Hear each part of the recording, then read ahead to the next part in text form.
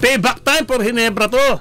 And nakikita ko na both teams are capable to come back from a kahit 0-2. Mayroon lang yung 0-3. Pero 0-2, kaya yan.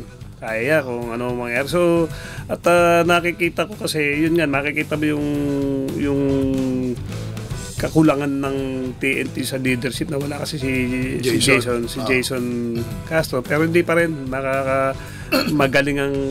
magaling din naman ang coach si Coach Chot Reyes So, good luck sa kanila pareho.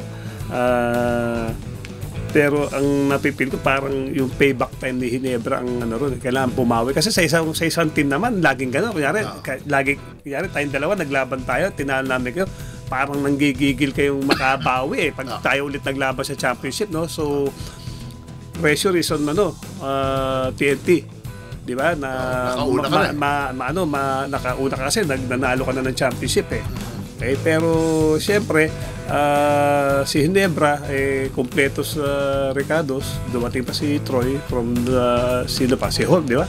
Bad start lang. Oo, di ba? So siguro prediction ko siguro 6 games. Kaya. Ginebra. 6 games.